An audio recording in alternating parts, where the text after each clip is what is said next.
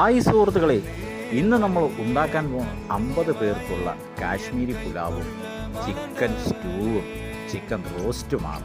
ഇവിടെ നമ്മൾ കാശ്മീരി പുലാവ് ഉണ്ടാക്കാൻ എടുക്കുന്ന റൈസ് എന്ന് പറഞ്ഞാൽ ബസ്മതി റൈസാണ്, നീളമുള്ള റൈസ്. നിങ്ങൾക്ക് വീട്ടിലൊക്കെ ഉണ്ടാക്കാൻ പറ്റുന്ന ഒരു ഐറ്റമാണ് കാശ്മീരി പുലാവ്. അത്യാവശ്യം കുറച്ച് സ്വീറ്റൊക്കെ വരുന്ന ഒരു ഐറ്റമാണ് ഈ സാധനം.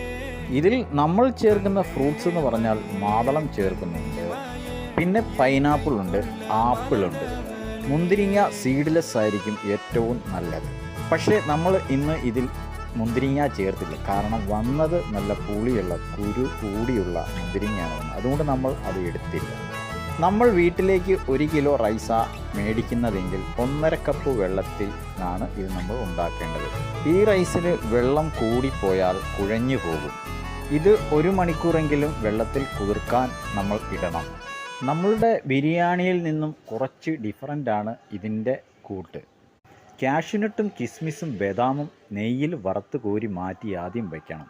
പുലാവ് ഉണ്ടാക്കാൻ പോകുന്ന പാത്രത്തിലേക്ക് അല്പം നെയ്യൊഴിച്ചിട്ട് പട്ട, ഗ്രാമ്പു, തക്കോലം, ഏലക്ക, വഴനയില ഉണങ്ങിയത്, ബൈലീഫ് എന്നൊക്കെ പറയും, ചെറിയ ജീരകം, പെരിഞ്ജീരകം, കനം കുറച്ച് നീളത്തിൽ സവോള അരിഞ്ഞത് വിട്ട് നല്ല രീതിയിലൊന്നും ബ്രൗൺ കളറാകുന്നവരെ മൂപ്പിക്കുക.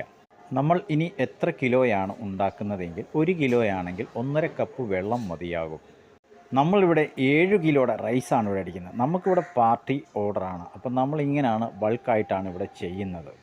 വെള്ളം ആവശ്യത്തിന് ഒഴിച്ചതിന് ശേഷം അതിലേക്ക് ഉപ്പും അല്പം പഞ്ചസാരയും ചേർക്കുക. വേണമെങ്കിൽ നമുക്ക് അല്പം റോസ് വാട്ടർ ചേർക്കാം, ഇല്ലെങ്കിൽ കുങ്കുമപ്പൂവിൻ്റെ വാട്ടർ മേടിക്കാൻ കിട്ടും. വെള്ളം നല്ല രീതിയിൽ തിളച്ച് കഴിഞ്ഞാൽ നമ്മൾ ഉപ്പൊക്കെ നോക്കിയിട്ട് റൈസ് അതിലേക്ക് ഇടുക. എന്നിട്ട് തീ കുറച്ച് അടച്ച് വെച്ച് വറ്റിച്ചെടുക്കുക. റൈസ് തിളച്ച വെള്ളത്തിലേക്ക് ഇട്ടതിന് ശേഷം അടപ്പ് വെച്ച് മൂടരുത്. 1-2 തവണ ഒന്ന് ഇളക്കിയതിന് ശേഷം വേണം നമ്മൾ അടപ്പ് വെച്ച് ഇത് മൂടി വയ്ക്കാൻ. ഇതിൻ്റെ ഫുൾ വീഡിയോ നമ്മുടെ ചാനലിൽ വരുന്നതായിരിക്കും. ഇതിൻ്റെ A to Z ഐറ്റംസ് എന്തൊക്കെയാണ് ചേർക്കുന്നതെന്നും നിങ്ങളെ ഞാൻ കാണിച്ചു തരുന്നതാണ്. നമുക്കിവിടെ ഇതിൻ്റെ കൂടെ അപ്പമുണ്ട്, മറ്റു പൊറോട്ടകളുണ്ട്, സമോസയുണ്ട്, ചിക്കൻ നഗറ്റ്സ് ഉണ്ട്.